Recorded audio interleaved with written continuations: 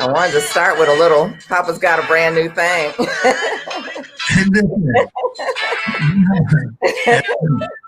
My first battle at Broncos.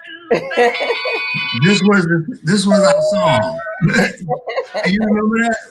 That's one of the things I remember about you. When I think about you. I had to do 3 haircuts in 6 minutes. Ooh. Mm-hmm. No wonder we're interviewing you tonight, huh? Hey. Yeah, I did some tricks on that one though, but I was able to do it. I hear you. I know you were. I was actually in awe. So I want to welcome everybody. We are here live and we are on, I know we're on YouTube. I'm hoping that we are on Facebook. If you're on Facebook, can you give me a shout out or an indication that you are on and can see us and hear us? So I want to welcome you guys to Beauty Superstars Talk. It's your backstage pass to experts in beauty. My name is Miki Wright, and I'm your host as we kick off Legends Month. So this song, as I was just mentioning, is just one of many things that comes to mind when I think of my guest tonight, Mr. John Atchison. He's legend, master hair cutter, educator, celebrity stylist, to name a few things. So several years ago, as he was mentioning, it's like there was a group of stylists and myself included, and we were asked to be in a battle at the Bronner Brothers Hair Show. And it was, I guess, actually more of a showcase. I don't know, but each of us was asked to choose a song that represents us and do our presentation to it. And when that song came on and John came out dancing, it's like the crowd went wild, and including me. And so, like you said, he had 3 haircuts to do in 2 minutes. Whoa. That's no. It was 3 haircuts in 6 minutes. 6 minutes, 2 minutes each. Wow. Yeah, you were rolling. Yeah. So before I formally introduce him, I want to get started with, we'll be hearing his story, obviously. I can't wait for that. But I want to let you know why I'm so excited and honored to be here tonight and to bring you some of the best and the brightest Black artists in the beauty industry to share their stories and take you backstage into their world. Each and every week we do this. So my name, as I mentioned, is Miki Wright. And if you're on YouTube with us, I want to invite you to subscribe to the channel and ring the bell so you won't miss any episodes. And I started Beauty Superstars Talk to celebrate Black artists who are excelling in the beauty industry. My career as, I guess you could say, an award-winning hairstylist and educator, I've been helping thousands of stylists and salon owners to excel through the years. I'm also second generation in this business with both a mom and sister in it as well. And I was one of the first African-American owners of a full-service salon and day spa in the country. And you basically could say that I love the beauty industry. And so Beauty Superstars Talk was actually born out of the murder of George Floyd, and all the racial tensions that erupted afterwards quickly spilled into the beauty industry, which after churches is still one of the most segregated industries in the country. And so during that time, I actually had the honor to attend a couple of Zoom calls that there were some top Black artists in the country, and we were able to meet each other and share stories. And for many of them, there was a lot of pain over subtle and not so subtle racially charged events, but they didn't let any of that stop them. And so I left the meeting feeling so inspired and with a sense that people just have to hear these stories. And so I've expanded my platform to be able to provide a safe space for Black artists to be able to tell their own stories and, not have to have any narrative put to it. So we're here to inspire, to educate, and to heal our beloved industry. And we start the Legend series this month. Each Tuesday this month, I'll be interviewing a different legend in the industry. And of course, there are many more than the 4 I have today. I say almost every week I've got about, 5 years worth of people that I want to interview. So this is, I guess you could say the start of one of the months. It's like we've done a couple of legends and I actually got to interview my mom. But all of this is super special to me because I think it's so important to know where we've come from and how the business. Uh-oh, I'm hearing myself from somewhere. Yes. I don't know where. Okay. I realize that she can be heard. Oh, okay. Okay. Got it. So she's kind of excited. Okay, that's good. Mm-hmm. That is good.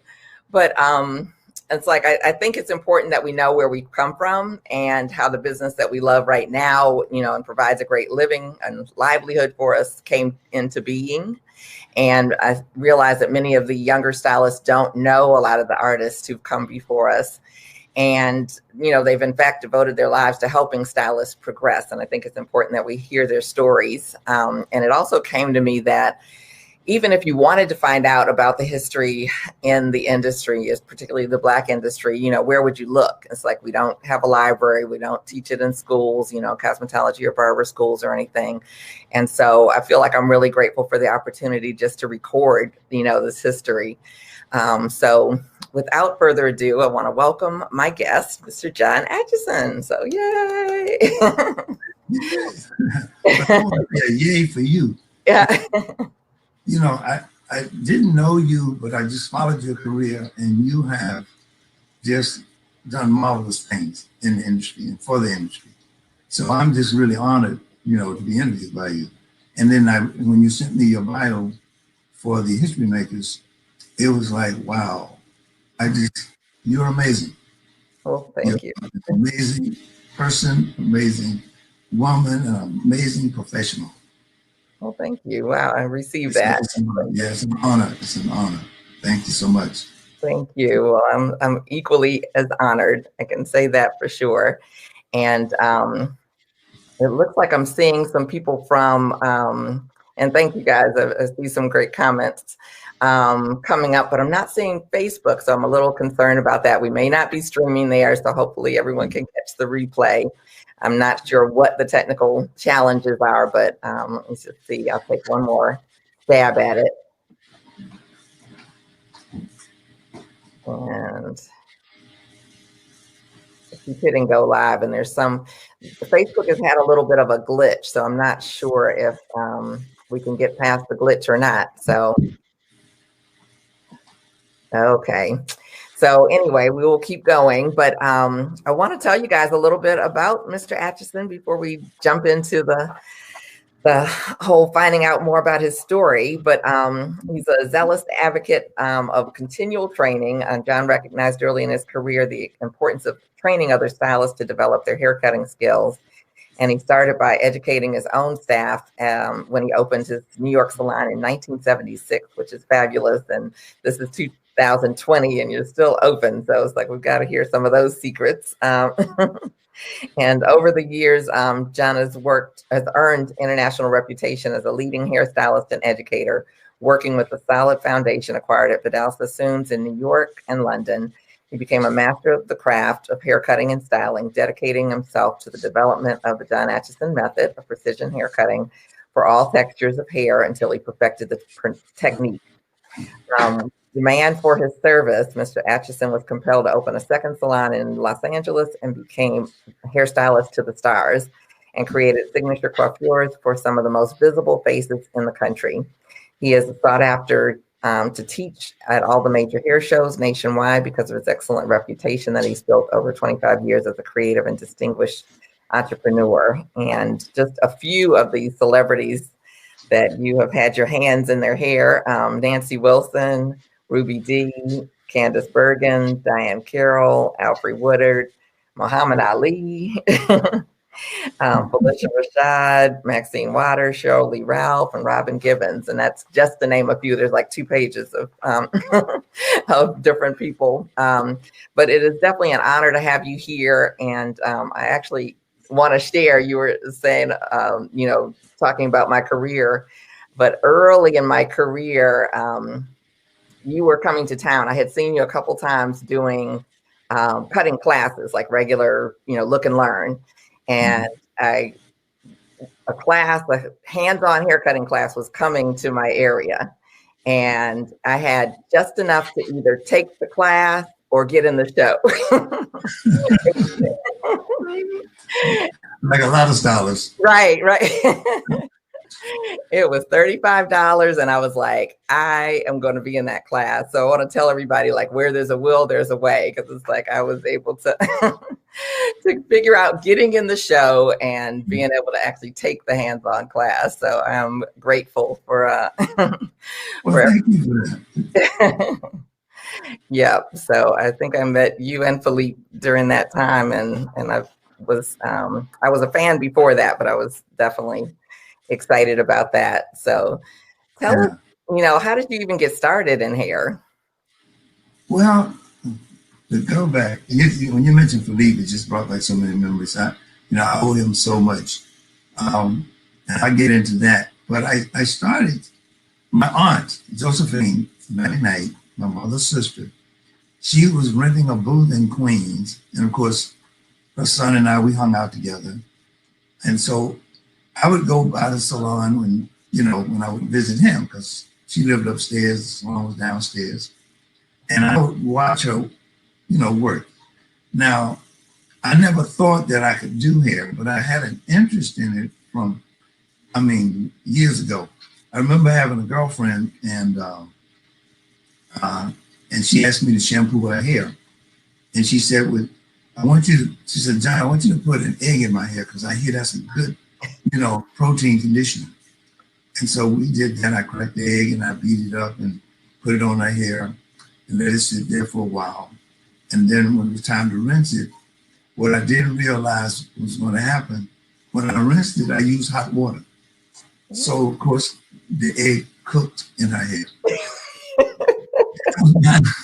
That was my first and last client. I didn't do it as a girlfriend, but we laughed about it.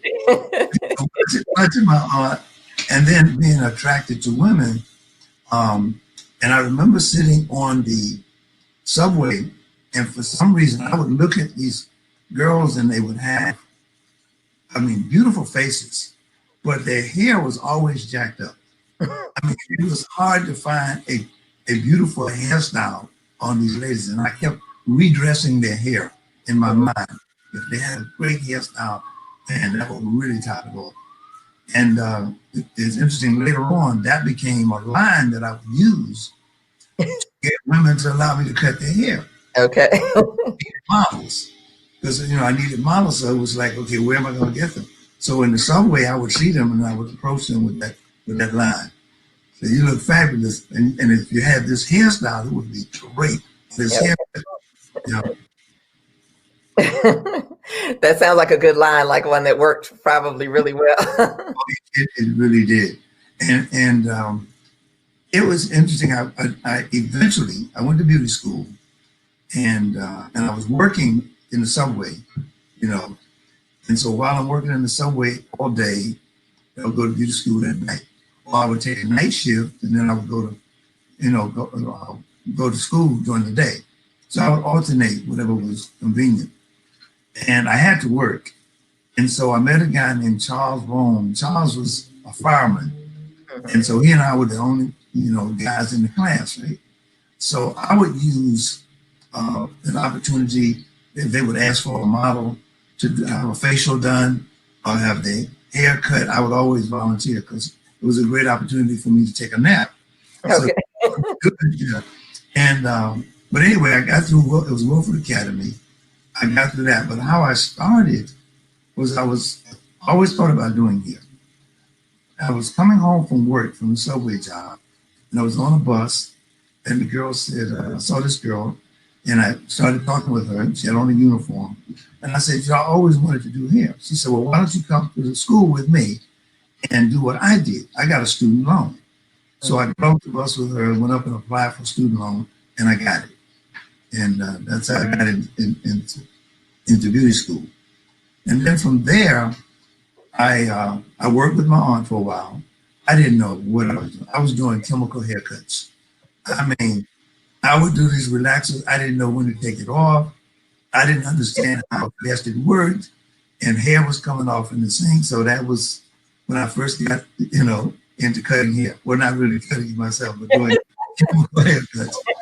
So I kind of fired myself from that position because I said, I need to go get some training. So Charles had told me in school, he said, look, John, come downtown, put a suit and tie on, and come to, there was a store called Henri Bendel's. And I think Paul Mitchell was working there at the time. He had a place called Crimpers. And if I'm not mistaken, I believe Philippe was working with him. Mm. So I did what he said, and I went there.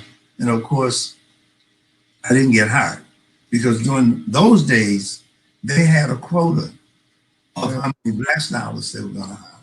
And they had a section for black stylists and black clients. And they had one for the Hispanic clients and the Hispanic stylists and the white stylists. Okay, so they were filled. So I started walking around looking and trying to find some place to go and work and get trained. So I went to a place called Kenneth's. Now, I don't know whether you're familiar with Kenneth. He was Joan Rivers' hairstylist.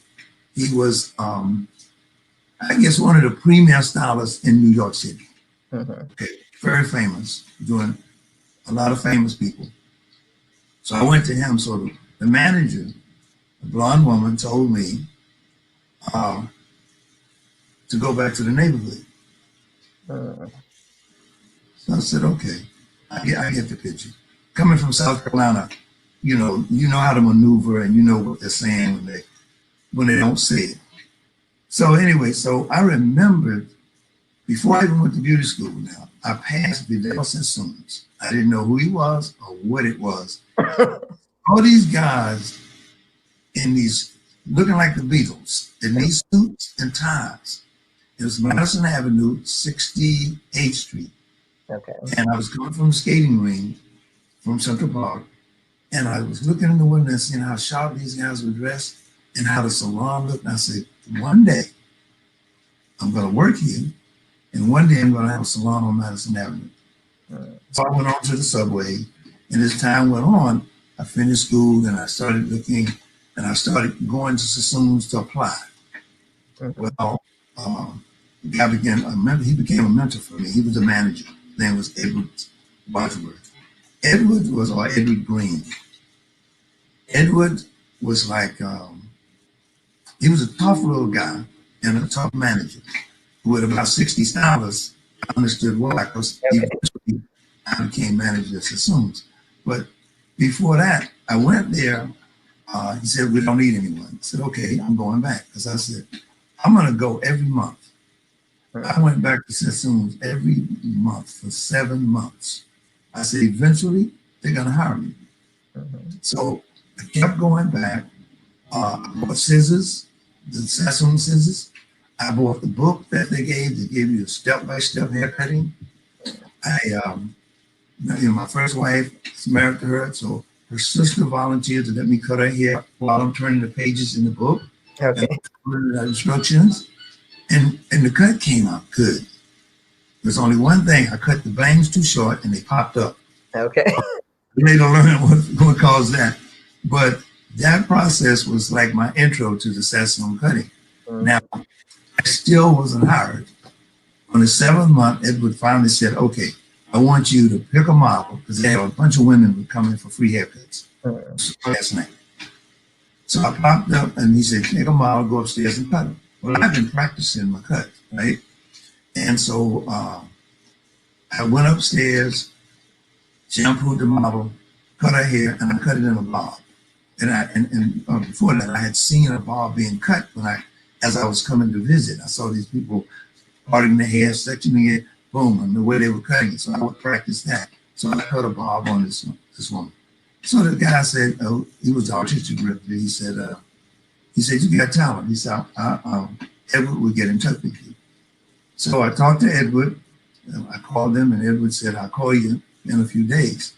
Wait, like 2 weeks went by, 3 weeks went by, no call. So I said, okay, let me call him. So then he said, well, look, I didn't forget you, man. He said, I'm gonna give you a call in a week. And he did. And I started there. And I have to give Vidal a lot of credit for guiding my career inside the business, because if it weren't for him, I wouldn't have been manager. And then when I became general manager, we had a barbershop and we had 2 salons. Eventually, I opened a 2nd salon. And so I was the general manager of all 3. Wow. I took a beating on myself because I didn't know how to manage anyone. I didn't know. And they tell me, we've chosen you to be the manager, because the other guys that they had for manager after Edward left, they were goofing off and getting high. So anyway, so I'm serious. I'm there to get an education because my goal was to have my own salon, but for the purpose of training black stylists how to cut hair the way I learned it. Mm-hmm. Mm-hmm. I wanted to create job opportunity, and I wanted to equip these stylists and give them an atmosphere where it was professional. You had to be on time. You had to dress in uniform. You had to go to classes. And so there's a funny stories behind that one. But anyway, so that was my motivation. You know, I wanted to create opportunity. And I had gotten this information. So, okay, what am I going to do with it? I said, well, they're going to be famous actresses, actors, and they're going to want an environment. They're going to want quality work, precision haircuts. And if they don't get it from us, they're going to go to Sassoon's. They're going to go to other places to get it. There's no reason for that to happen. I have the knowledge. Let me just share it. And that's when I started teaching. I opened my first salon in it says 1976, but we actually had an opening on December. Okay. In December, the 1st of December. And it was exciting. I have to mention Bernice Calvin because I don't know whether you know her. Mm-hmm. I do. Bernice Calvin found out I had opened a salon on 55th Street between 5th and 6th Avenue around the street from the Sassoon's. So she came in with her camera crew. Now we had not finished building the place yet. You know, we're still going on. I had the apartment upstairs. I was shampooing hair out of the sink upstairs. But she wanted pictures and she was going to do an article on me. And we had the biggest argument. I said, we're not ready. We're not ready. She said, no, we have to do it. Now, it was a big thing to her because in the downtown area of Manhattan, you had Joseph's. You know, he was like the first. I mean, owned his own building and all of that. Should have taken a page out of his book. Then you had George Buckner and Harold Terrain. Okay. But these were the guys that were downtown, so to say, you know, the black scholars. Then you had Walter Fontaine, of course, who I eventually started working with before Sassoon's. And he and Rudell had a place together. And these people were like pioneers. They did the socialites or the elites of the black community, you know, the professional women, the seductors and so forth. And so I'm working there, and I had an opportunity to work with a guy named Lord Roder, who's a good friend of Philippe's. And Lord had these little scissors he was cutting with, and he had a style. And I said, I like this style. So I would follow him wherever he went, check his cuts out. Well, eventually I found out Philippe and Lord were from the same, from Bermuda. So I have a salon now. No, I was working at Sassoon's. And Philippe came to me and said, John, I didn't know who he was. He said, let's start a class. Let's teach stylists, okay? But I already had that in mind, right? So now we finally got together and did a show in Philadelphia. Philippe was a star, okay? And he's on stage, he's commanding the audience, and he's doing his thing, and he's got his blackboard, and he's talking about angles and degrees and so forth. And so I'm backstage waiting and to go on right after him. So I go out. This is my first stage show. I did not know what I was doing on stage. I can relate Philippe. Okay. I learned the lesson of my life. I lost the audience. I lost everything. Philippe had to come back up on stage and finish the cut. And it was like, okay, Bill Madison, by the way, was the one who hired me. From that point, I learned, be yourself. Don't ever try to be like anybody else. Okay? And I started working on myself. What was my personality? Let me do hair and teach the way, you know, I know how to teach, the way I'm comfortable. That was a big lesson for me. Right. For years, I never copied Philippe. I always just followed my comfort level. It worked. Thank God. Yeah. It definitely worked. Mhm. It's like, So that's a long story. That's how I got started. that's incredible. That's incredible. It's like I definitely hear it's like the perseverance of going back. You know, it's like I'm just gonna apply every month, every month, every month, and that's you know what it takes. You know, like to get to where you want to get to. Yeah. So I just, I knew that I was gonna, get obstacles, but I was ready for that. So and I knew that eventually it was gonna happen if I kept knocking on the door. And eventually it did. And Ed told me after he hired me later on, he became my mentor. And unfortunately, he passed away at about 40 years old. But he told me, he said he was looking. I found out he was really, well, back then we were black, so he was a black guy, but he was very fair skinned, so people didn't know he was black. He said I was looking for the right one, and that's why he made it hard for me. He said because I knew once you got in, they were going to make it hard for you. He said because it was going to be tough because you had like 60 hours, and all these were white dudes and a couple of girls, and it was like, man, they did everything they could to get me fired. wow. Yeah, and when I became manager, that was even worse. They tried to sabotage. One of the guys who was the manager or assistant manager, he got demoted. His girlfriend worked the reception desk, so of course the numbers always came up wrong. And so I spent hours trying to adjust the books at night. So I said, look, this is not working. And I have to give thanks to my first wife, who I asked her to come. We were separated, but she agreed to come and work the desk for me. And I knew she had the experience in working a reception desk and handling money and the numbers. So I brought her in to oversee the desk to get it order. And I owe gratitude and thanks for her for doing that. Yeah, yeah. We've been down the tubes if she hadn't volunteered to do that. Okay. Yeah. So go back to when you were working as a stylist there, and you were saying they were doing their best to get rid of you. What was that experience like? What were they doing to sabotage on that level? The key thing that I would say some whites, won't say all, will use against a brother that's excelling, and consistent.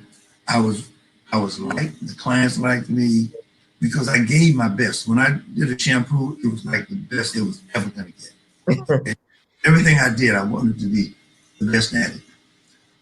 So of course they started rumors about me talking to the women. And I remember my uncle, he came by and he saw where I was working. He said, man, I know you're talking to those ladies up there. I said, no, I'm not. I said, I didn't come here for that. I came here to get an education because my goal was to bring the education back to our community. Women and training, black stylists how to cut hair and learn what I'm learning here. So it wasn't about the women, it was about the education. And that's what I was there for. But that was the key thing that they used. Okay. And Vidal, he told me later, he said, you are very strong. I didn't know what he meant, because things were coming at me. But at any rate, he had my back, and I knew that. So, I just kept rolling. And once there's a couple of guys, and they would do silly stuff, to try to get you upset. And one guy, I'm the manager now, so, and I've already given him the word that he couldn't go show with Vidal. He wanted to go to the show with Vidal. I said, no, you can't do that. I said, because we need you here. So my boss, who was Vidal's assistant, he approved for him to go. He never checked with me.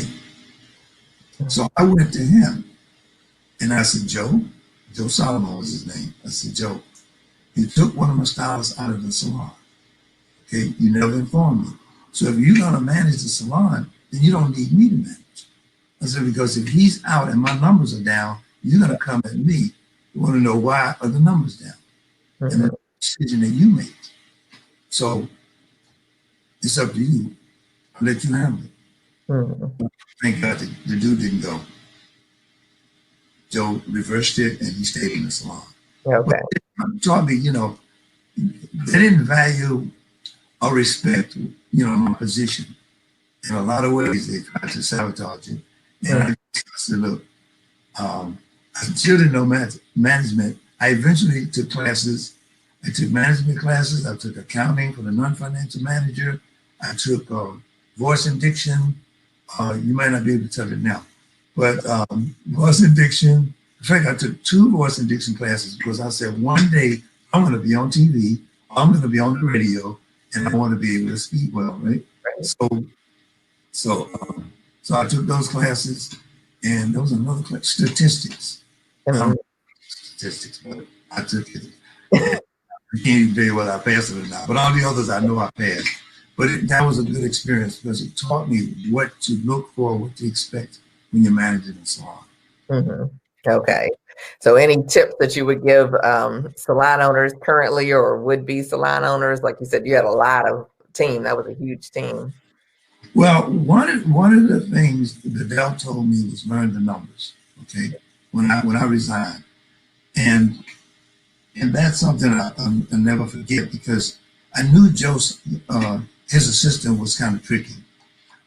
So I said, when I got ready to resign, I wrote Riddell a letter and I asked for a meeting with him personally, and I wanted to meet with his assistant, who was my boss. And I said, he was in California, so I flew out to California on my own money. I didn't use company money to do it. Had the meeting and gave him a resignation letter to let him know that I was leaving in 4 months. Now, the reason I gave 4 months, first of all, I had an advisor who advised me to do that. But he said, number one, I was the manager. In fact, I was general manager.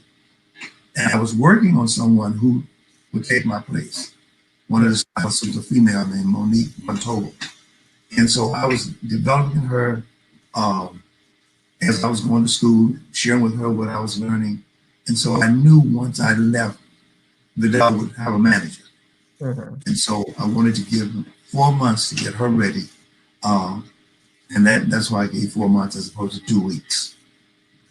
Yeah. Well, I mean, it sounds like a really respectful, mutually respectful relationship. Yeah. And Vidal, he said he wanted me to take over one of his salons, but I had already gone to the bank. I'd done the business plan. We had already got approved for the money. And so I knew where I was going. And then I wanted to do it, you know, the John Atchison way, which was to develop talent in our community. Right. Looking over my head telling me, well, you can't do this and you can't do that. I didn't want that. Right. So this is a question that I have. You had your specialty is cutting, and why did it feel so important to you to teach and train Black stylists when, like, most Black clients, particularly at that time, don't even want a haircut? You know, they're like, years, and you're like, oh no, you know. Oh, that's funny. That's a good question. That's a good question. I didn't know I had the skill for cutting hair. And I always told people, if you worked at this as hard as I did, you'd cut as well as I did too. Because I would go to London, I would go to Canada, I would train with anyone cutting hair, and they were the best. I was going to hang out with them. And but what I found out is that as soon as I had Black clients, and I saw the cuts that were being done, and they were, I mean, but his salon was the top salon in the nation. Okay. He had one in California, one in New York. And so I think he might have opened one in Atlanta at some point, and in Chicago. So the cuts were so popular. I was bringing the technique to textured hair, okay, chemically straightened hair. And so the cuts that I was creating were different. And so women saw that and they wanted that difference. I mean, that's the only reason I can give you why they allowed me to cut their hair. And I attracted clients who would let me do pretty much anything I wanted to do. And if they didn't, I remember I was very arrogant at one point. And I said, I would do what I wanted to do. I remember Stephanie Mills telling me, "You'll never cut my hair again." Because I cut her hair, it was chemically straightened, I blew it out, and I cut it in a nice shape. And I didn't want to put any curling irons in it. I didn't want to put any rollers in it.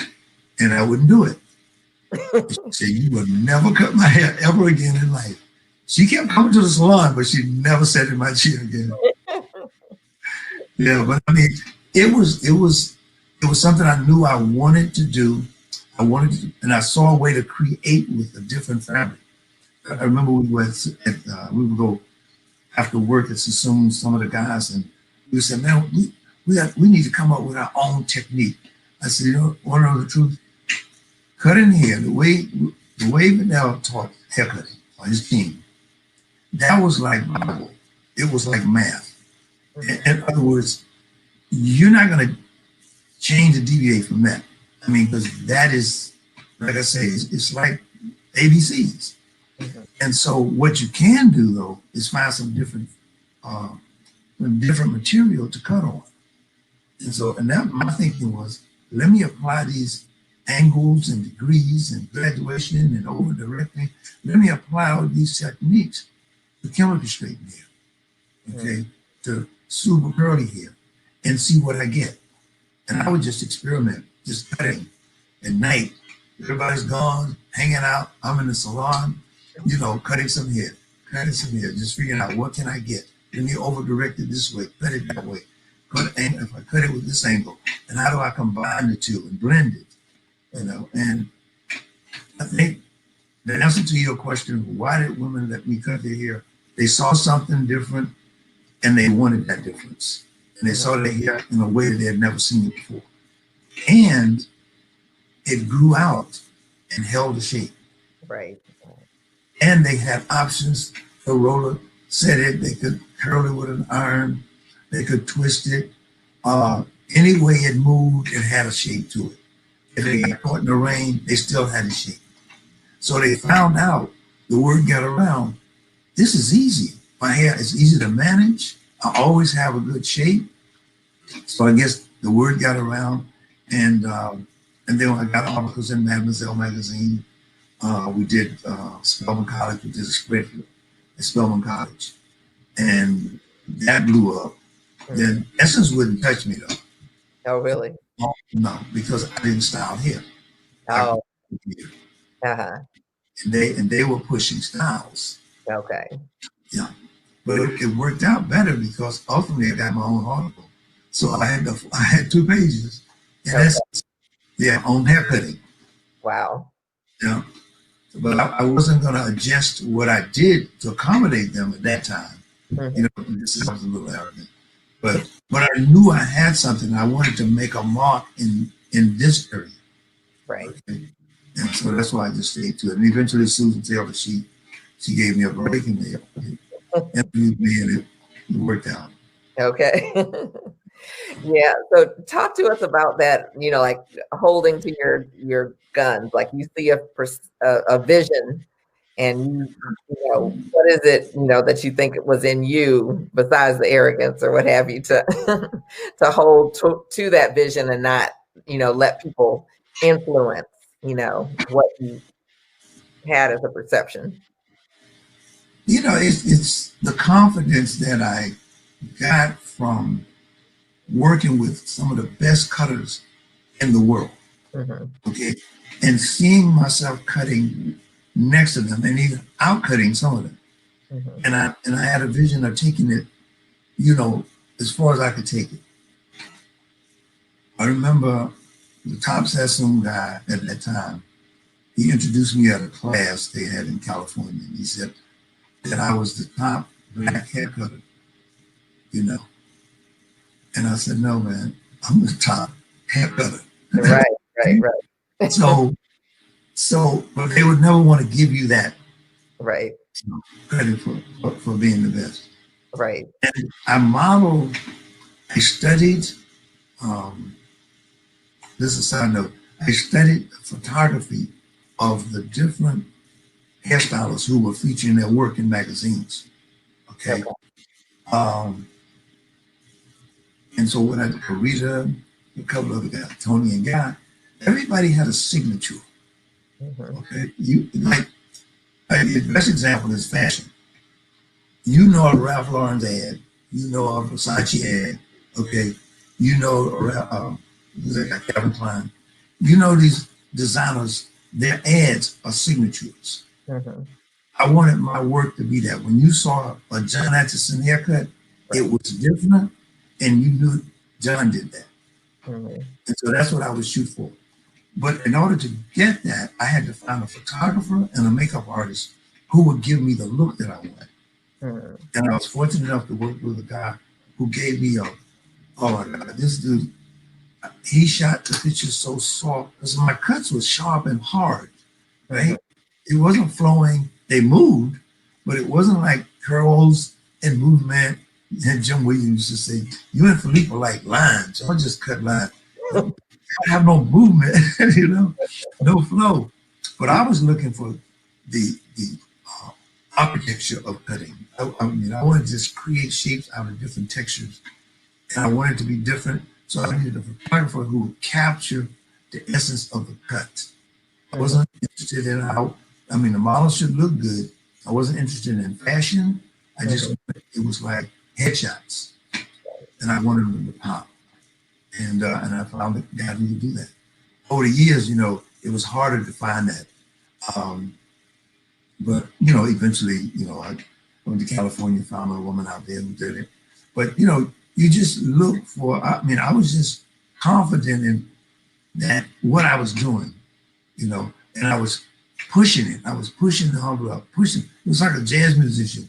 You know, that's why I love Miles Davis so much. I'm fortunate enough to do his hair, right, and spend a lot of time with him. But he pushed the envelope. He would just push it, and that's what I would do with haircutting.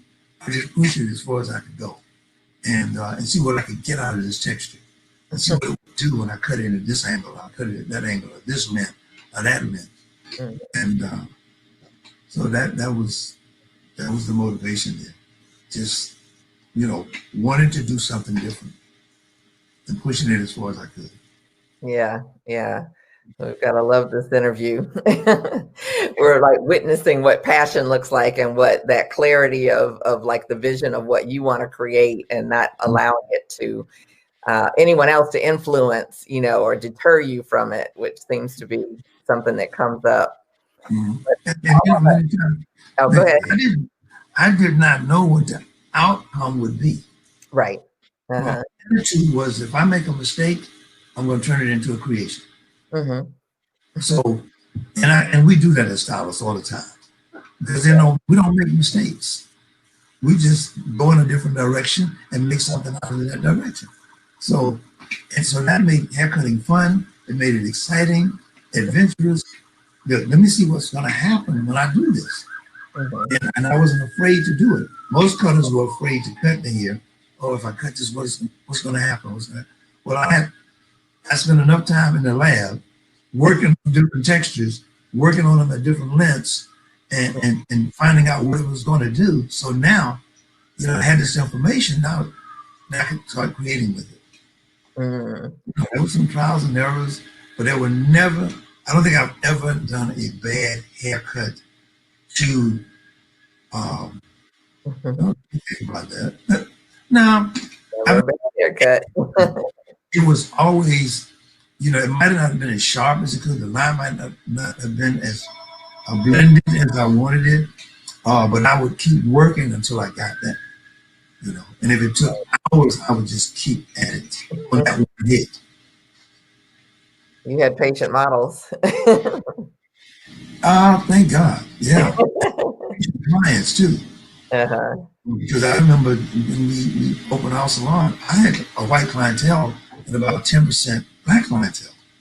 And so I was booking the same time on the black clients. And when we opened, we had models, you know, Iman and Beverly Johnson, you know, all these models coming, and up and coming models.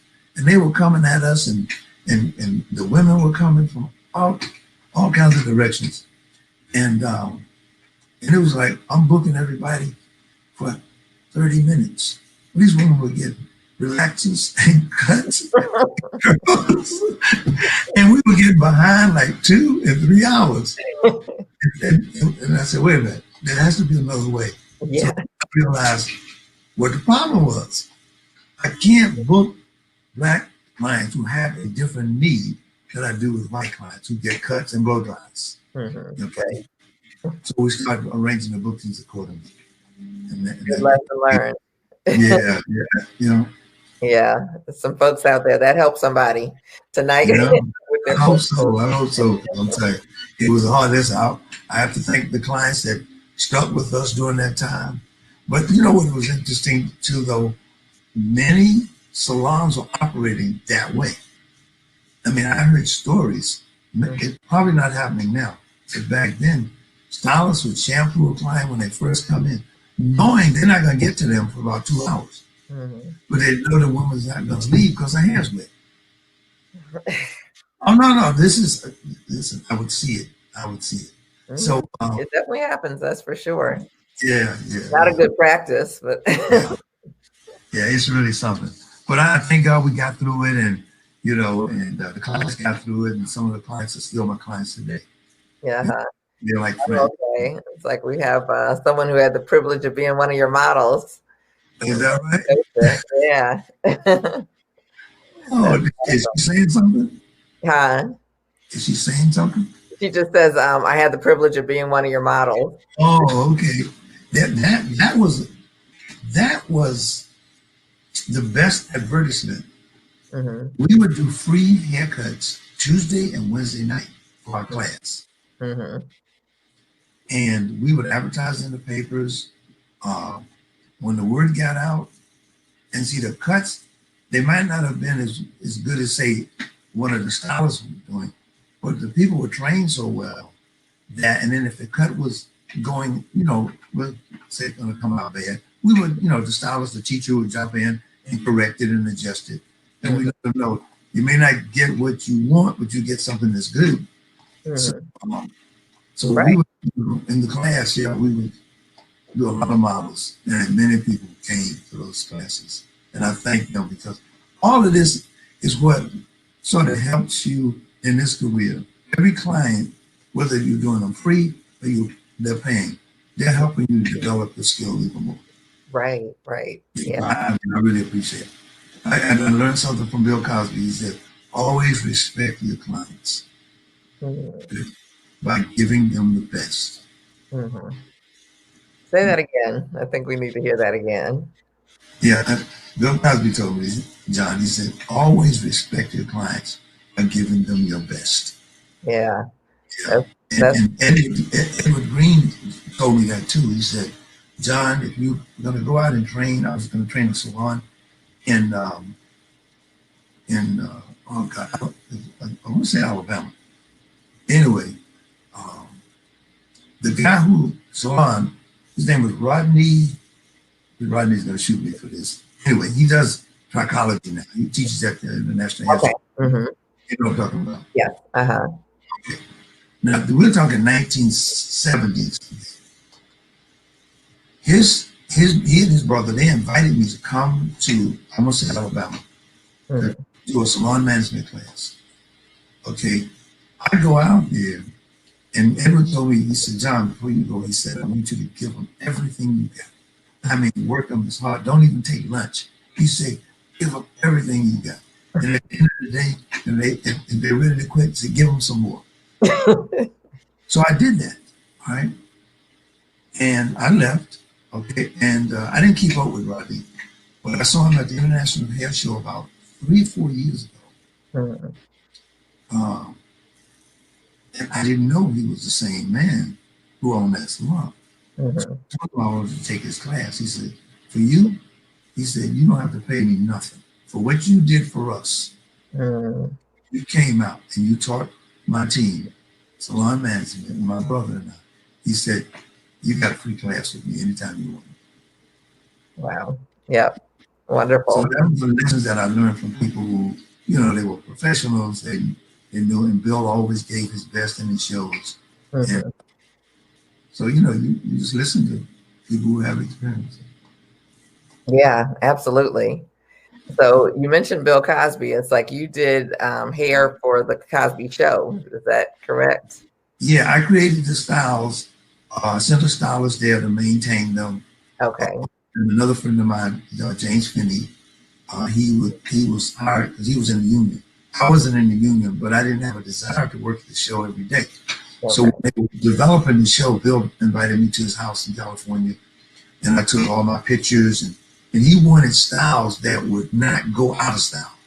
He Mm, said, I want something that's going to be dated, years from now.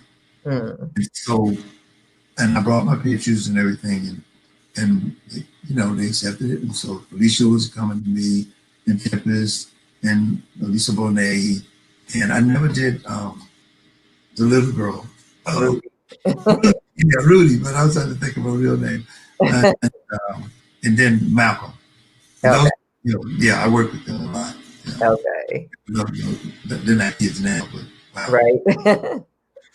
Yeah, that sounds like quite an experience. I mean, the show at the time was definitely like groundbreaking and Oh, you know, please. had the attention of everybody. It is still today the best thing on TV. Hmm. Hmm. And I watch my wife and I, we still watch it because we're still friends with the family. Hmm. So it's like you can look at that show and it's, you know, you're gonna laugh, you're gonna learn something. I mean, because he was an educator, or he is an educator, not was, is an educator. Hmm. The man was just phenomenal with all the things that he did, and through it all, he's always teaching. Hmm. Teaching. And Yeah. his wife was such a supporter of mine that I mean, I can't thank them enough for what they did and helping my career. And I remember Mrs. Cosby, she flew me to the south of France, and I Hmm. never been to south of France, first class, and 2 tickets, right? And I go, and I took my sister with me. And boy, wherever they went, we went. Whatever they ate, we ate. I mean, we were like part of the family. I mean, of course, I did the hair. It was his 50th birthday Uh, here, but it was just phenomenal. I mean, everything was first class. We had a ball. My sister was playing tennis with Sidney Poitier because we were at the hotel where we were staying, and so we were eating on the veranda, and the people were coming up on the yachts and everything.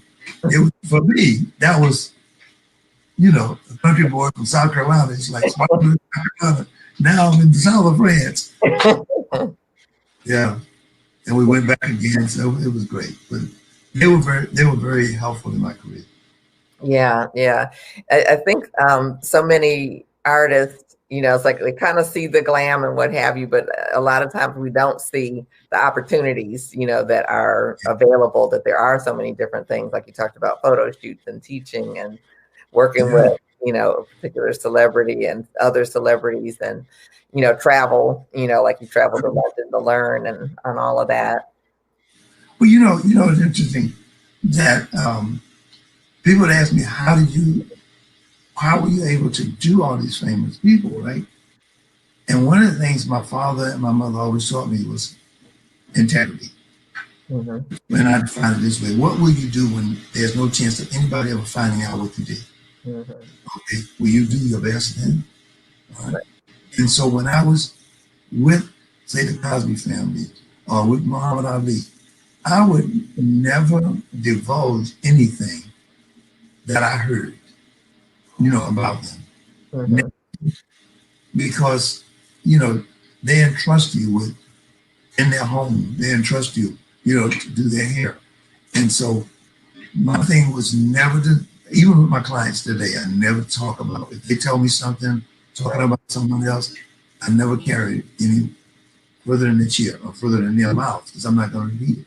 You know? So that was a good lesson to learn from people like them, and also mainly from my parents. Hmm. You respect people. Yeah. And that gave me the opportunity to work with Nancy Wilson, be friends with her family, just different people, Lola Falana. It was like Like I was that's myself. Why these people? I mean, there are other cutters now. Why they? Why me? And I have to say this. It wasn't me that did it, but Cicely Tyson, when she invited me to go with her to the White House twice, and Mm-hmm. that was an experience I'd never had before. Because Wow. the president wasn't going to invite me, so but to be able to experience that, and it was just wonderful. I took pictures of every room in the White House. This must have been pre all of the different security stuff. I don't even know. That was definitely free. I mean, I have my little spy camera, and I'm taking pictures of everybody. You know, I'm having a ball. I'm just, enjoying it. So, yeah, That's fabulous. it's important how you treat people and respect who they are. The good or the bad. You respect. Yeah, yeah. I think that word is so key, integrity, and Yeah. what will you Mhm. do when there's no one watching, when. Right. Right. I mean, the people call me when Lisa Bonet was going through her thing with the Cosby Show. The TV people called me and said, "We want to put you on TV, and we want you to talk about Lisa Bonet and the Cosby Show." And I said, "I can tell you about it here." No, we want to know. I said, "You want me?" So the man had the nerve to tell me, "Well, you can't be on our show." I said, "I don't want to be anyway." But nah, man, these people were mean. They were cruel. Boy, they were cruel. Yeah, yeah, definitely. And I think now it's probably gotten even It's more so with social media and all of that. the stuff that I mean, the stuff that's going on, the things that they brought against I'm gonna call him Bill. Mhm. It was like ridiculous. It was ridiculous. The lies. It'll come out. It'll come out. Yeah, yeah. Wow. Well, one of the things I want to definitely talk about is your role as an educator. It's like you were really influential in me being an educator, and you shared your very first experience as an educator, Uh, how well that went. yep. Be yourself, and you're good at being yourself. I don't know you personally, but I'm telling you, you're good. Yeah, well, years ago, like many, many years ago, it's like we had a conversation at the Big Show Expo in Washington, D.C. And it was Uh, kind of after everything was, shutting down or what have you. And I was, you and I had this conversation. yes, you and I, and Okay, good. You're gonna get back to my remembrance. yeah, oh my gosh, it's probably one of many conversations you've had through all these years. But I was at that point interested in starting to teach my own classes. I have been on platform and definitely, continue to take your classes and all of that. And so I was expressing that to you, and you were like, "Oh, okay, that sounds good." And like, what is going to be your specialty, or what are you going to, really focus on and be known for? And I was Mm-hmm. like, "Ooh, that's an interesting question." And you were like, "Well, I have hair cutting, and like, what are you going to have?" And so it really made me think about, what were my strengths and what did I want to bring to the whole business. And so that's how Fabulous Finishes was born, because I was known for my styling, but you can't style without a good cut. But I'd teach a cutting class, and I wouldn't teach them how to curl, and they do the nice new cut and they put the same old curl pattern to it. And it's like, that does not, that's not how that's supposed to look. Mm-hmm. So that became the way that evolved. And it was really from that question. And there was another message you gave me, and I don't know if it was that same day or not, but you were saying something like if I wanted to do hair cutting, that would be fine too, because whatever I did would just elevate you to the next level. And so there was never any sense of competition or a sense of I don't know that there was any threat to you as a person. And it's like, I really admired that. I saw that as strength. And it's like, I, agree with that philosophy, but so many people, get intimidated or what have you through that process of someone else wanting to grow. Yeah, that was big in the industry. I never had that thought. I mean, Barry Fletcher mentioned that that I shared with him when he was with Floyd in London. And it was never, my goal was to share what I had. I mean, what good would it just do me? It was to share what I had with others. So I grew up in the church. The church didn't necessarily grow up in me, but a seed was planted, and eventually, I joined Fred Price's church and became a usher and an elder and a teacher, and and all of that, and I love it, and it changed my life because, and I want to talk about this too, because from the desire to share, I was cutting hair one day, and it was like Holy Spirit spoke to me, and He said, "You think I gave you this talent to glorify yourself?" And I said, "Oh." He said, "No, I gave you the talent to attract people to glorify me." And I was trying to figure out, okay, now how can I glorify God in my class? And he said, "You're going to create a syllabus, and you're going to name it Cutting Hair to the Glory of God." And that's how Cutting Hair to the Glory of God came about. And in that class, I would minister salvation to scholars, because my goal, it was to realize the power that we had. And this is something that I got from Stella Davis. You probably know her. She started the Christian Cosmetology and National Association. Well, I was in New York chapter. I started teaching Bible studies in my salon. And I thought about teaching hairstylists. People come to us and tell us all this stuff. I mean, personal stuff, men and women. Okay, the men talk just like women. And so, but it's a chance. They're comfortable, relaxed, and again, integrity. You don't spread that. You don't talk about it. There's no gossiping. They're just sharing. They're having challenges, in the home with children, medical problems, psychological problems. You name it. We get them all. Right. And we have the power to influence by sharing with them. We can gossip with them, we can give them bad advice, or we can lead them to the Lord. And now my goal, since I was a Christian, I said, boom, that's what I'm going to do.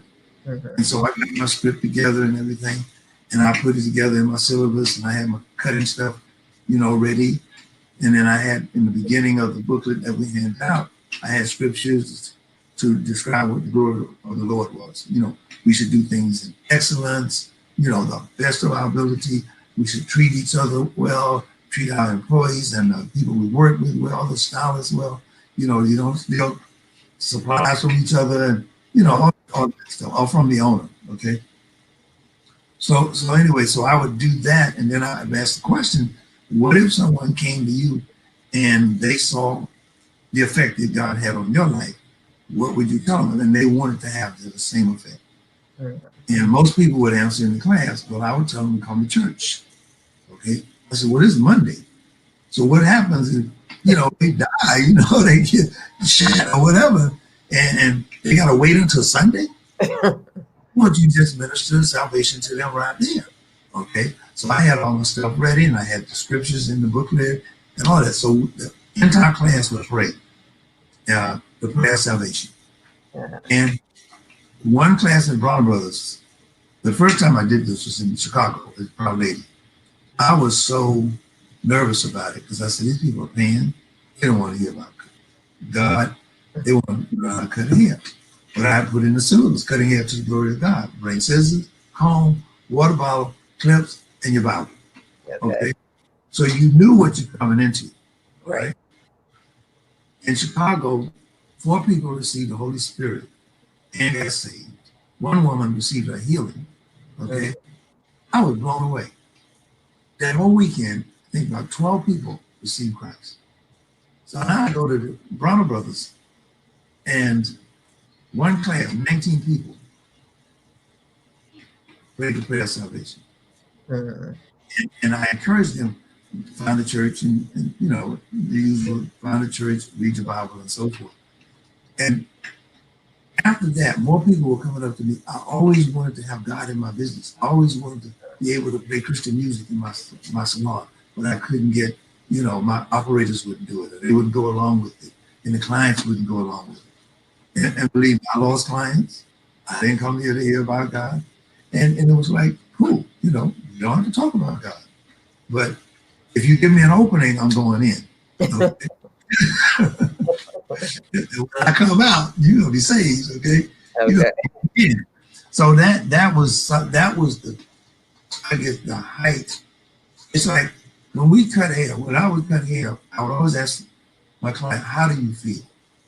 Okay, not how does it look, but how does it make you feel? Right.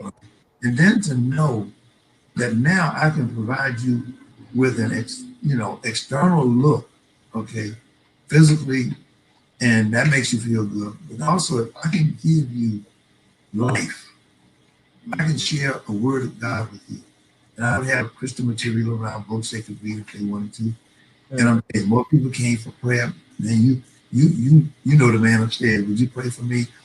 Going in the hospital for my operation. My husband is going there. Oh, and the children are going to school. Would you pray for me? And we got a lot of that. A lot of that. So that really changed my whole focus on the educational thing, what I was going to teach, and how I was going to teach it. But and then we did hair cutting after salvation part. We cut the hair and everybody was pleased. And I only had one complaint. Wow. One complaint. 2 years later, no, 1 year later, this woman that received her healing said if she didn't have an operation that she would die. Well, she didn't have the operation after she came to the class and we prayed and laid hands on her, right? So she comes back into the class a year later. There's a woman in the class who started complaining. I didn't come here to hear about God. I wanted to cut hair and so forth. And I didn't say a word. There's a lady who had received her healing stood up and said, listen to Mr. Atchison. He said, because I came here needing an operation, else I would die, and I'm still alive. And I didn't have the operation. She said, so just let him finish this portion. And you get to the cutting, and you'll learn something. I said, I ain't said a word after that. Right. And she just, so it was all good. It was all good. Yeah, that's fabulous. And we really, a lot of times I think don't recognize the power that we have when we are behind the chair to impact, like you say, the way people feel, not just we change their hair or something like that. And definitely we do get, everybody, says something magical happens when people sit in the chair. It's like, just like they start spilling out stuff. I know when I get my haircut, I go to sleep. Okay. Speaking of haircut, I just got one the other day for tonight. And my granddaughter cut my hair, right? And she is a phenomenal, what do I call it? Extension expert, stylist. I don't know whether you heard her name, Kirsten Oriole. Starkiss is her company name. Okay. And she is doing so well in the industry. And she didn't want to take my cutting classes. I was so upset with her. She had a vision of her own, and she was just like me when I was. She knew what she wanted to do and what hair she wanted to do, and I was not going to make her. I mean, she took my classes, but she would stay with it. And, I wanted to put everything I had into her. Right. Now she cuts hair. She cuts weaves. She does weaves. She makes wigs. I mean, she just, she got a celebrity clientele. She's balling. I'm telling you. All in. And she's Christian, and she can preach. It is like, I love it. Beautiful. Beautiful. But that's kind of funny that she's just as determined in her direction as you were. Woo! I am, boy, I'm seeing myself in a female form because, woo! But she is so good at what she does. She has what they call it, chairside manner. She knows how to talk. She knows how to consult. She's doing a holistic class, so just hone her skills. She's phenomenal. That's awesome. That's Yeah, I'm awesome. so proud of her. I mean, I love her so much. I'm You know, sure. I got a picture of me cutting my hair, and she was crying. You know, when I cut the hair, one of my cuts. Oh, that's Oh, priceless. now she can put any lip she wants in her head. Okay, Any, yeah. got it. Yeah, but you're definitely the way that you teach and the proficiency that you work in. You know, it's like we enjoy watching you, but we are understanding what's being taught, which is critical to being a good hair cutter, because it's like a lot of people, you know, definitely leave school and spend some time in their career a lot of times that don't have any understanding of the head form, of Yeah. the shapes, you know, of the angles, of the elevation and those types of things. They're just like, what? Well, you know, So, that was the guy. excuse me. I taught a class in Barbados, Mhm. and they videoed it. And, you know, and as a result of that, that was my first instructional video tapes. We called them tapes back then. They were tapes to go through. Right.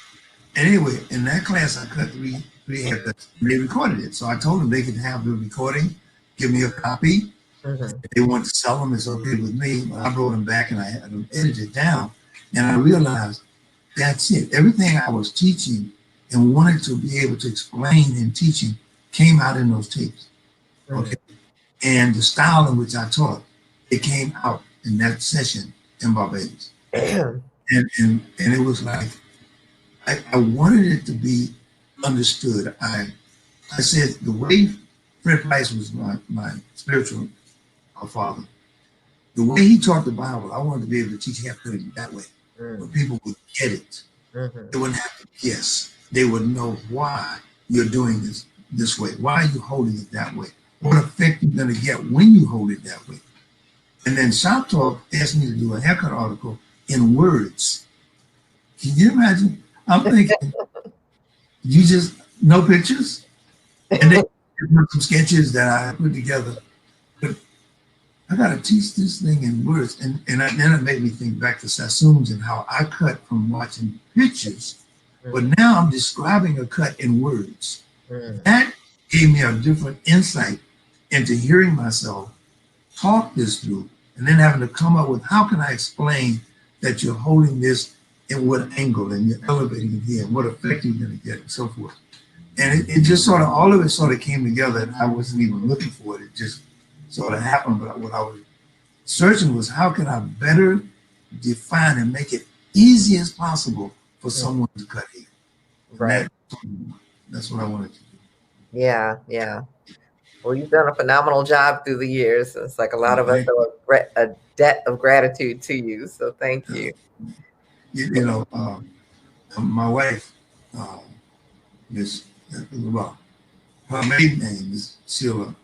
I'll put it this way. Her name was Sheila Fraser Atchison. Now, when she first met me, you know, when I first met her, Bill husband's wife sent her to me, and I knew she was the one, right?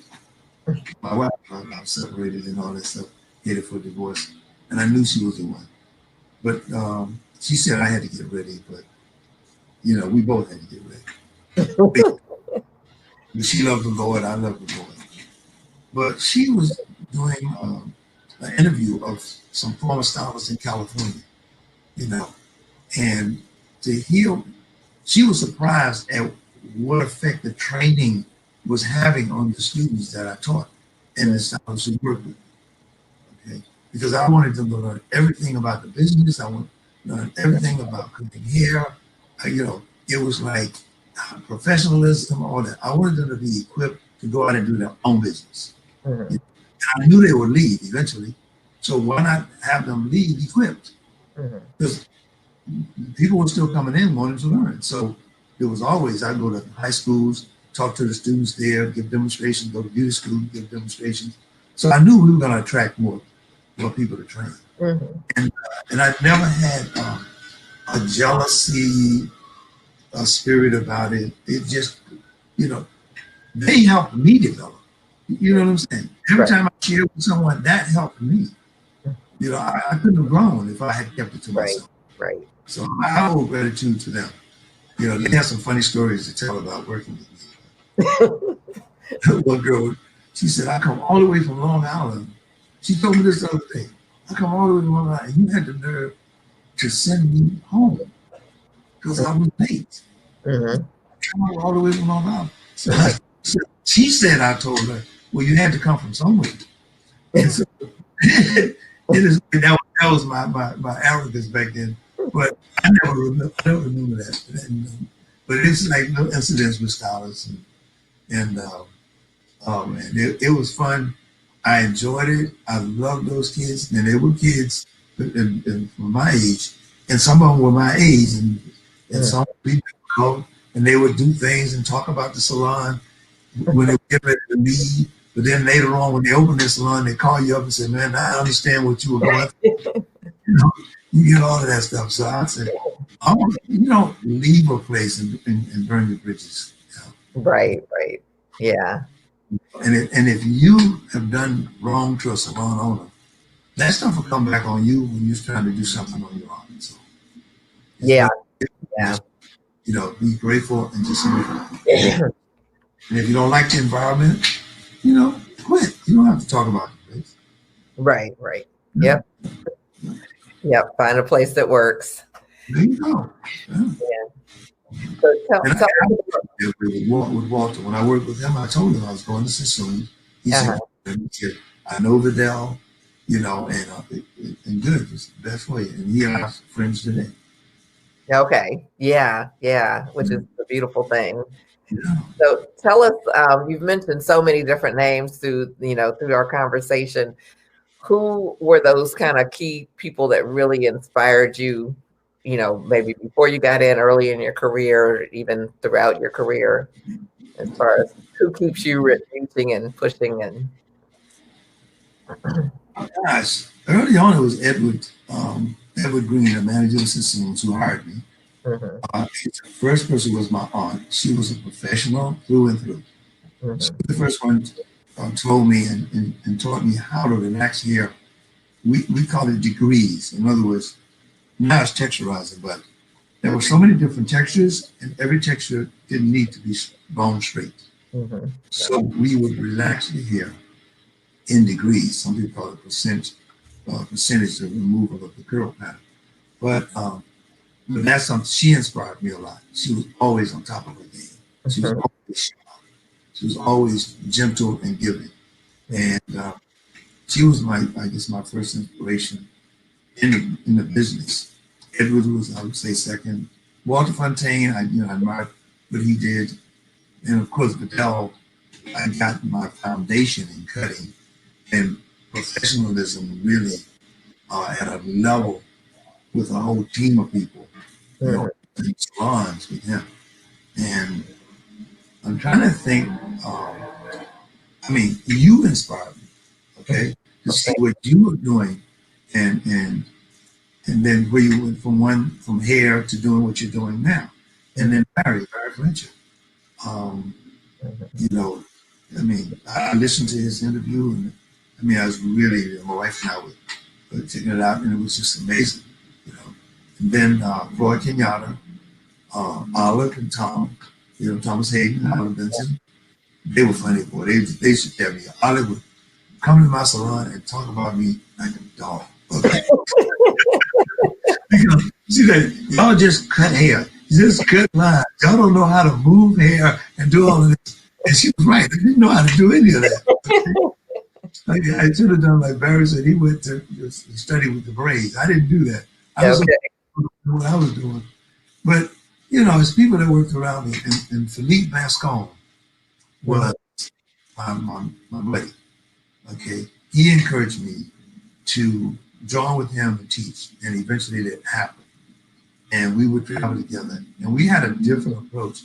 He was very hard on the students, and he would beat them up, boy.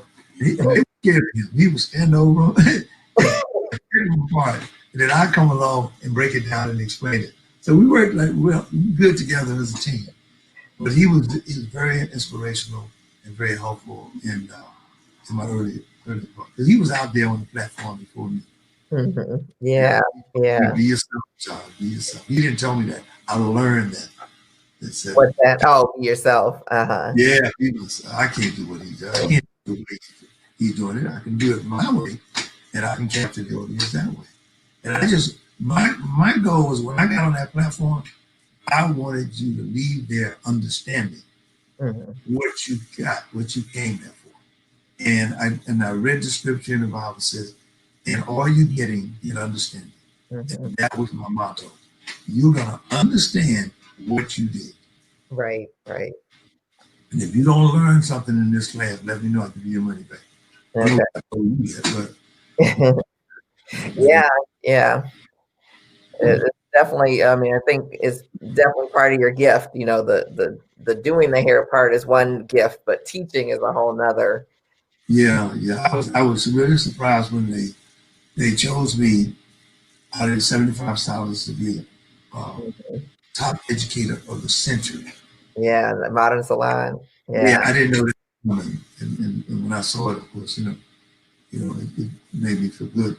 And that I wasn't looking for recognition. In that area. I was trying to pay my bills, and I was trying to service the clients the best I could. And that was my goal. I wasn't looking for the recognition or the pat on the back or anything like that. Now, what I enjoyed was if a client felt good about what I did, that made me feel good. The teaching, I didn't look for the students to thank me. I mean, many of them are thanking me now, but yeah, and I didn't know you changed my life. I wouldn't be where I am today. Stuff, I hear stuff like that. And one of us down said, "You brought haircutting to the black hairstyling community." And I never thought of these things. When you're doing what you're doing it because you love it. And I love what I was doing. I love the people I was working with. I love the stylists. And all I'm thinking about is, okay, the rent's going to be due, the electrical bill's coming, the hairstyle, the payroll is coming. On those things, you're not really thinking about, oh, what is this going to mean later on? Right, right. And I threw out a lot of stuff a few years ago. And I thought a friend of mine came and he said, client, you should be in the Schaumburg, okay? And I'm saying, Schaumburg, hairstylist? I've never known hairstylists to be in it. Well, she took my bio to them and they said, yeah, they would house my work. Wow. So it's like, yeah, wow. And it's like, okay, this is really cool. Now I got to go into the storage room and find stuff, the haircuts that I did, articles that I did, oh boy, shows that I attended. And I'm saying that because many Black people do not have papers on themselves. They don't save the articles and the work that they've done, and the awards that they've gotten and so forth. And so I encourage every stylist. Like my granddaughter's now thinking legacy. Okay. Right. She's recording and documenting and putting stuff away, everything she does. And I think we need to think about that because you have a legacy. Floyd and Barry have a legacy. Okay. The things that, listen, you're interviewing us so that what we experience, other stylists don't have to experience it the way we did. And it'll help them, go further than we have. And so people need to know that. And that's why you should be a history maker. Not me, you are one. That's why I gave your name, I gave Barry's name, Floyd, and it's like, unfortunately, Olive is in there. They got to her before. James Harris is there in the category of style maker. And but there's so many of us in the hair community that have contributed so much, not just to the hairstylists, but to our communities. Okay, because I think about the politicians that we campaigned for, that we did cut-a-thons for, and gave the money to their campaign, and gave out the flyers and so forth.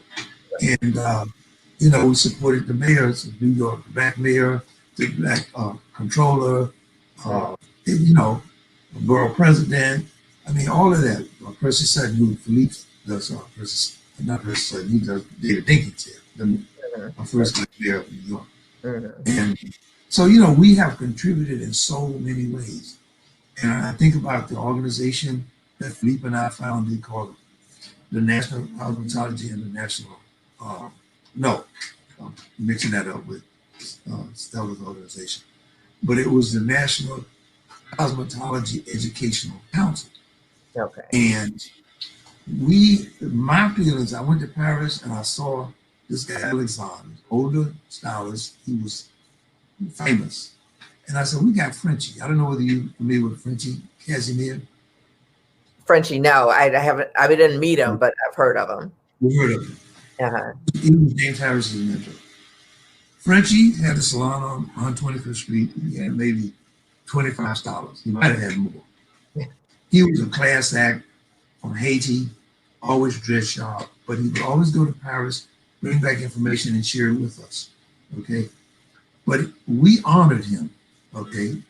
And we got together a committee with Philippe and Susan Taylor and Evelyn Cunningham and different ones in the community. And we, Artie Schmaltz, put on the fashion show. We were at Lincoln Center. It was a gala event. We did 4 of those every year, 4 in a row. And we were honored. We honored Dr. Katie Wickham. We honored James Harris. We honored Joseph Plaskett. We honored Susan Taylor. And the whole goal was, and then we would feature hairstyles so that our community could see what we did and who we were. Because a lot of times they didn't know who we were. So maybe one of us broke through and got an article, in essence. But there were other stylists that were doing wonderful work and wonderful things, but nobody knew who they were. So, our goal was to bring their attention to them and give them a platform and a night, a gala night where they could see their work and see their hairstyles modeled across the stage. And then we would have our assistants who were up and coming, and they could present a model of their own. So we wanted to introduce new talent. And then the following day, that would be Sunday, we would have this big gala event at Lincoln Center. Then we would have classes where we would teach management classes and skincare classes and cutting classes and styling and roller setting classes, And it was wonderful. It was a wonderful event. That's amazing. Yeah, George Johnson gave us he invested in it the first year that we did it. And some other companies later on came in. But it was an awesome thing, awesome time. It was a lot of work. Woo! Well, right. It was worth it. It was worth it. Because it brought, us to the attention of the community. Mm-hmm. Yeah. Absolutely. As you were describing it, it's like I'm actually seeing it on stage. I'm seeing, these people and the grandeur of it all. And that is beautiful. It was like the Essence Awards or the National Award. I mean, you're familiar with Lincoln Center. I mean, that is the place, right? Mm-hmm. I took that over twice, 2 of them there. And then we gave money to the Fresh Air Fund, Density of Harlem and so forth. It was wonderful. It was wonderful to do, wonderful to see everybody come out in their gala, attire, and it was boy, memories of that. Yeah. He was a motivating force behind it. That I thought people needed to know who he was, and he needed to be honored for what he had been doing, the people he had hired and trained, and helped us as well. Yeah. That's beautiful. It's like I definitely would love to get more information about him, as a stylist, and as I talk to some of you guys who are legends to hear more about the people who inspired you is really powerful. Yeah, well, James Harris knew Frenchie better than anyone. And, okay. Artie Schmaltz was the best friend, so. Oh, okay. You would have tons of pictures about him. Wow. Okay, that sounds wonderful. Mm-hmm. Yeah. So I guess it's like we're about time to wrap it up, but I do want to ask you about owning 2 salons on 2 different coasts and what that experience was like. And why did I do it, boy?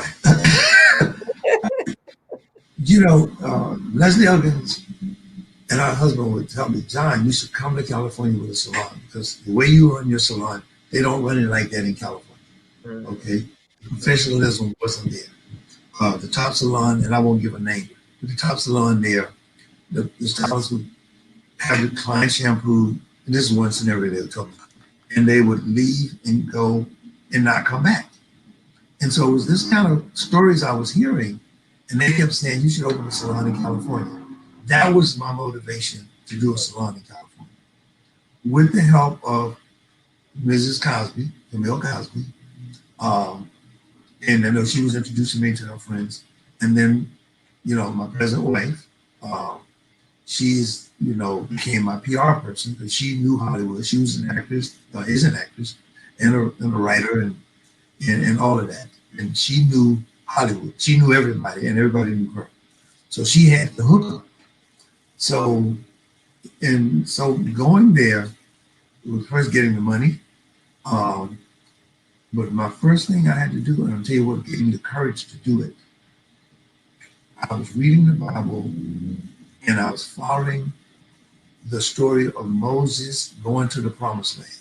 So in my mind, it's the promised land. Okay. Now I'm listening to what God told Joshua to do when you get into the promised land.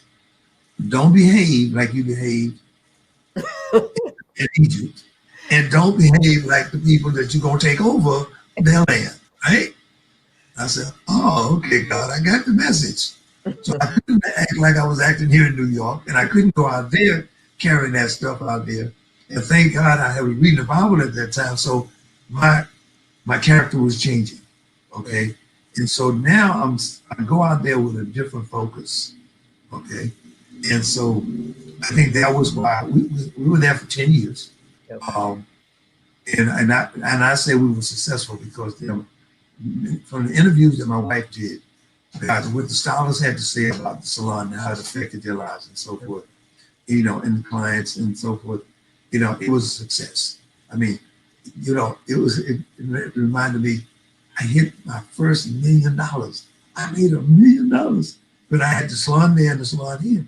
And I said, whoa, I wasn't even thinking about the money, but when I looked at my statements and said, we had gone over $1 million. And it was like a milestone. And all I could think about, but I still got to pay the rent. And I still got to do all these things, right? But it was exciting from that point of view, but it was also exciting to see the stylists that the training in the program, helped. Mm-hmm. And one of my stylists, Stefan Demings, I hope you get a chance to interview him. He's a movie and TV stylist. Okay. I mean, he's done, you name the movie, he probably did that movie. Okay. The boy is bad. And he started here in New York, and he started doing Jackie. He met Jackie because I couldn't go to the shoot, so I sent him. Okay. They became friends, and boom, he went to California. He was my style director in California, and then he started Vanessa Williams, and from there he just kept going. He just kept going. Wonderful guy, wonderful guy. And well, I have a really fabulous team out there. Yeah, and that's why I went. And also to get my wife, so we weren't married then, so we got married. But I didn't go to get a wife. I went to serve the system, the training system, and service the clients out there. Right. Through my wife, I met so many people. So I met Clifton Davis, Shirley Raff, I had known her before. All of that, a lot of people in New York, they knew of me. So when I got there, that helped. Okay. Mm-hmm. And so they were recommending people. And my wife, I'll tell you a funny story. I used to call her New York time at night. Okay. Mm-hmm. Or early in the morning. And it's the middle of the night for her. Okay. You want to know why wasn't this done? And why did you do that? She fired me. Oh, it's like quick. Right. But that's the thing. I was fortunate enough to have a good PR person in New York when I started. Okay. Mm-hmm. And people, friends who helped me. A woman who's since passed away, named Sandy Head. She was the editor of Mademoiselle magazine. Mm. And it wasn't for her, I wouldn't have gotten the script to do the spelling. Um, Oh, okay. Heroes to spelling, yeah. She Nice. brought it to me. And that sort of, once that article came out, it led to a Vogue, and it led to a Bazaar, and it led to many other magazines, one with Daily and all of that. So, but again, I'm doing all this stuff, and all I'm thinking about, the rent's got to be paid. Right. I'm just having a great time. It was fun. Yeah, when you own a salon, it seems like those 30 days go like in a blink. It's like, ooh, didn't we just pay that?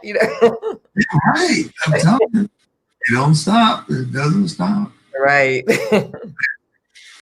What I found, as I've gotten more mature is that, we really can't do this journey alone, through life, through our careers or what have you.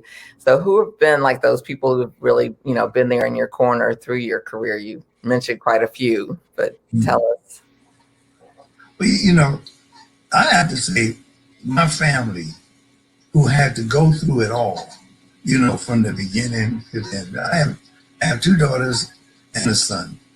And I'm telling you, my oldest daughter and my son and my first wife, they, you know, they were just special in terms of the support they gave. Hmm.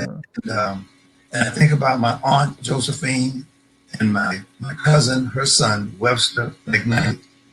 When we opened the salon, she was the chemical technician, the expert.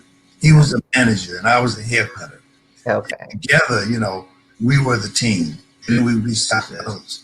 But I think about the people that helped me, my uncle, my aunts, my cousins. It was just, family was always there. And Hmm. even my grandfather, who gave me advice, gave me some good tips about servicing people.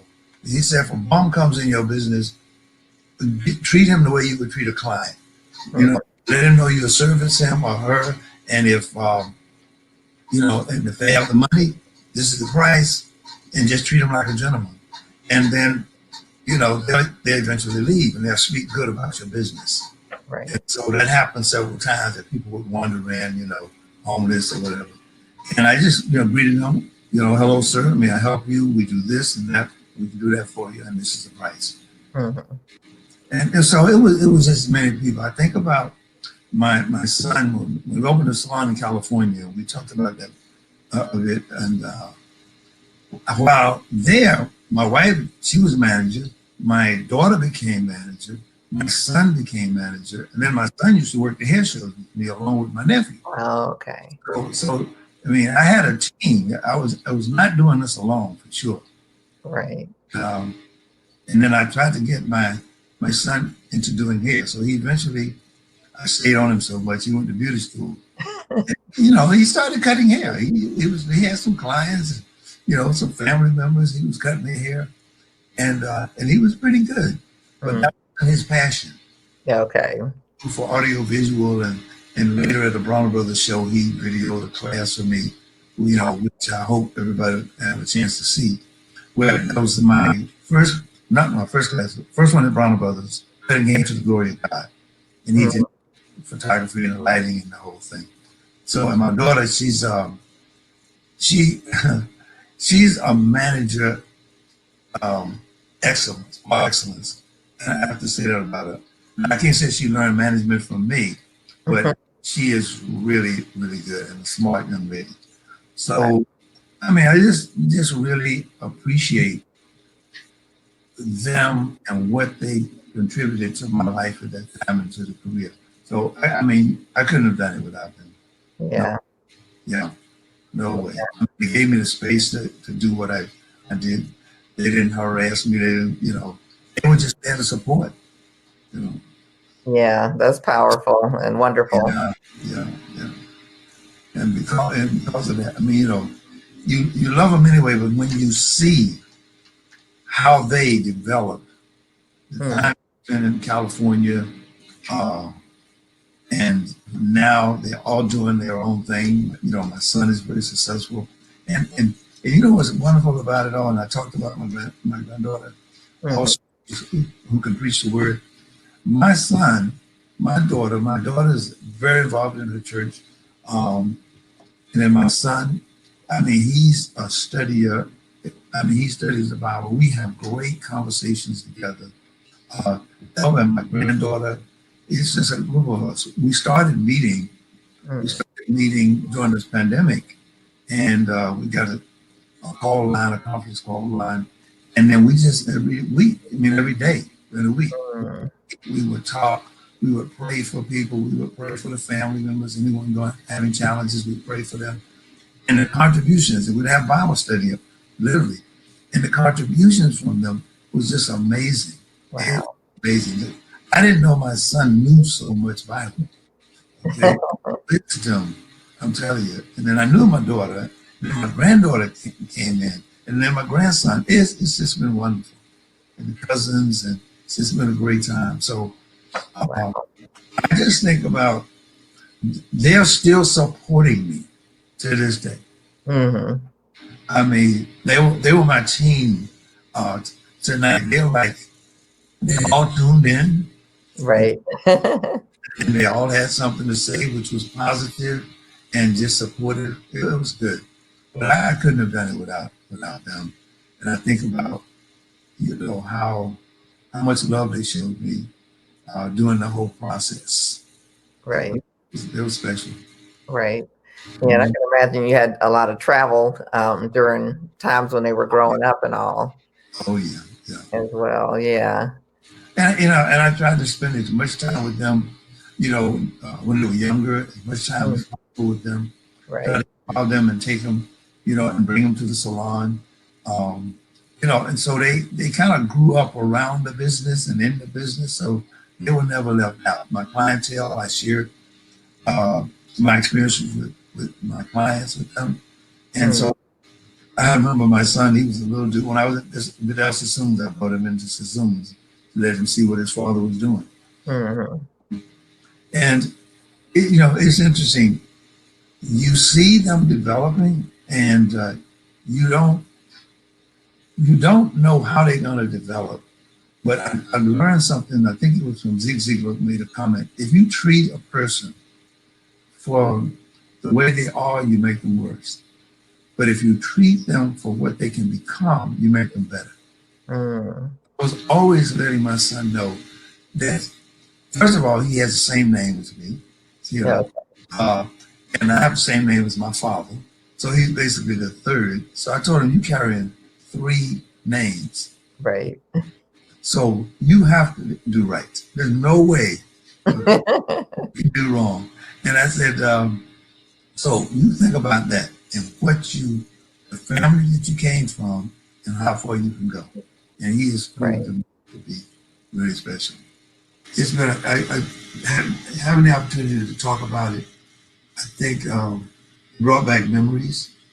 Um, gosh, what I would like to do is to see all the stylists that I trained and Mm-hmm. just give them a thank you because they pushed me to go further to be able to teach them as much as I could. And they put up with my arrogance. They put up with my toughness on them when they were late, and they were out of uniform. I mean, I had to buy some of them uniform. They come to work, don't have a uniform. Okay, you don't have a white shirt. Go to the store, you get a white shirt. You're gonna work today, but and all Right. yeah. It was a time. But to see those women walk out of the salon and go down Fifth Avenue and just shaking their heads and the hair's moving and they were wearing the Atchison cut, and I was telling you've been Atchisonized. So what? Love it. So what's next for you? What's going on for you right now? I've been praying about what's next. I thought of doing a, a web class, cutting hair, a, Mm-hmm. a subscription hair cutting class online. Yep.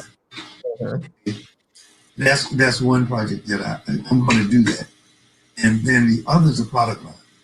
So I had one years ago, and I made a big mistake, and I didn't know the business, and I didn't, it blew up, and so that was like but it wouldn't go away. So going online again, I want to develop an organic line and you know, and a generic line. So I have some products now. I've been selling some products out of the salon, and this last one that I have now has argan oil, and people really like it. So I'm gonna move that, and I'm gonna follow in Barry's footsteps. He's my mentor. Advice. Yeah, definitely. You as well. On my team. Yeah. Well, actually, successful. Yeah. Well, this month is for the legends, but next month in November, it's going to be all about retail, because I almost feel like retail may be the next cosmetology. And so we will have some really good folks. I won't tell you too much, but you'll have some people to add to your team as well. Okay, cool. So stay tuned. Look forward to it. Yeah. In the ministry part, I'm in the church now. I'm learning. The Bible is forever. It's like it's pregnant. So I'm learning more. I'm more conscious of who I am in Christ.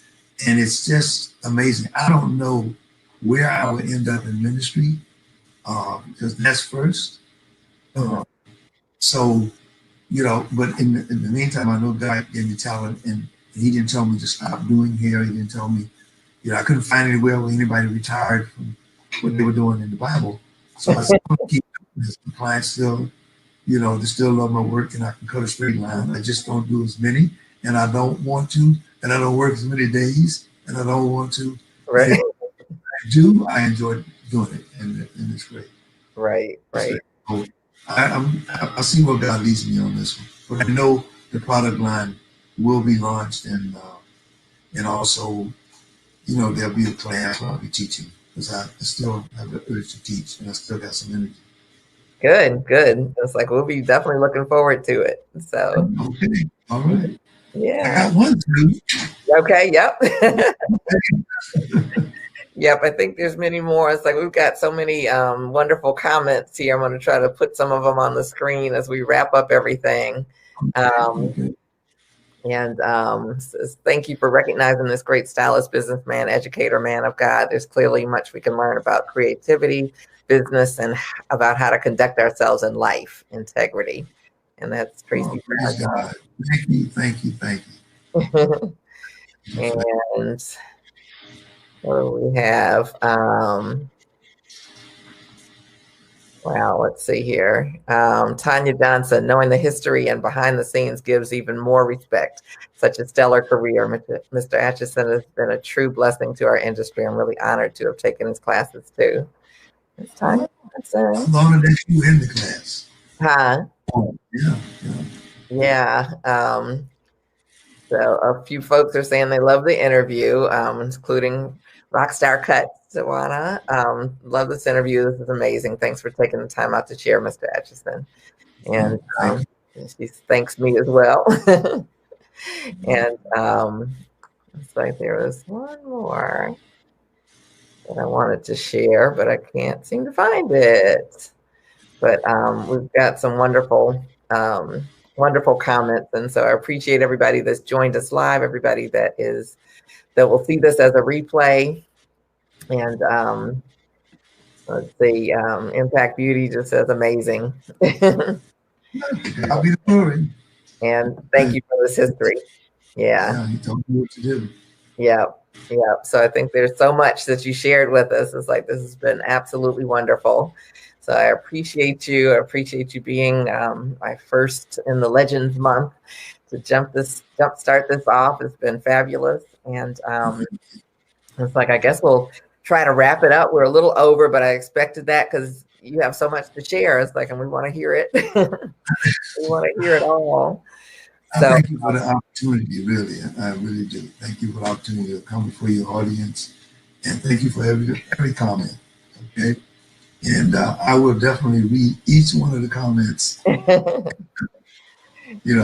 at it again so I can hear what I said, because when you're talking, it's all like, I don't know what did I say that? I don't know. Right. Yeah. It's like, it's interesting when you listen back. So. Yes, but I want to thank everybody for joining us this evening. Apologies for not being able to get onto Facebook, so we'll have to try to see if they've gotten whatever interface fixed up for us.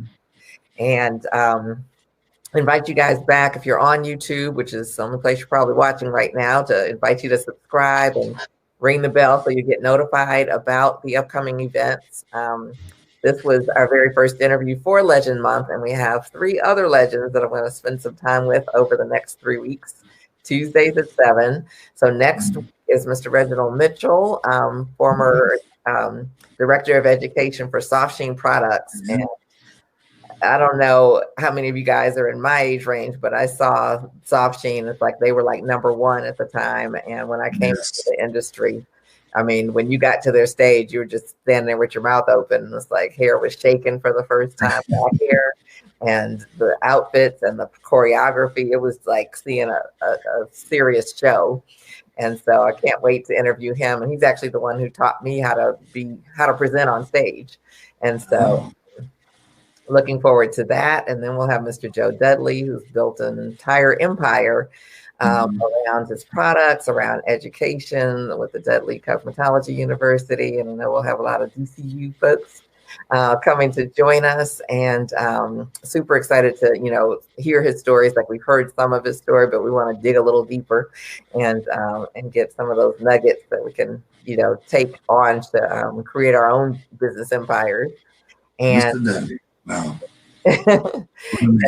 We'll end the month with Floyd Kenyatta, Global Ambassador for John Paul Mitchell Systems, and also he's morphed into doing furnishing. So I'll be sharing some of that for salons, and the stuff he has is out of this world. So we'll hear a lot. He started the Black Hair Olympics, and just accolade after accolade. And one of the big reasons I moved to the DC area to start my career was seeing his work. And so it was, I can't wait. The same here.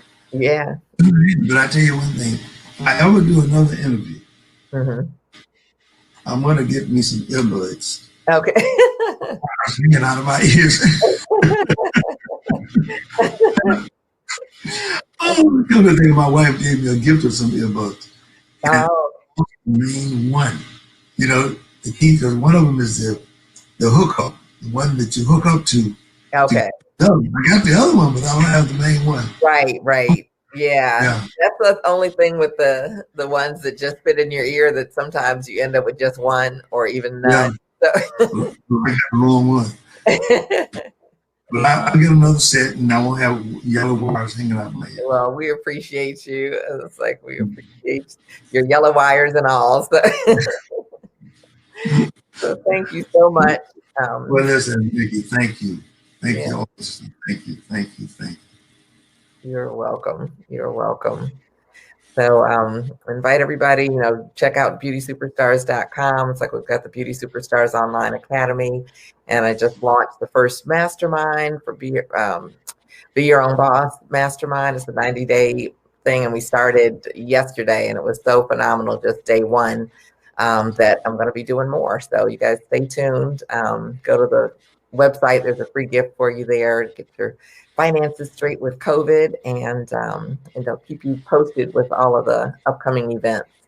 So want to say thank you again to my special guest, and all of you guys to have a wonderful evening, and keep reaching for the stars. God bless you. God bless you. Thank you.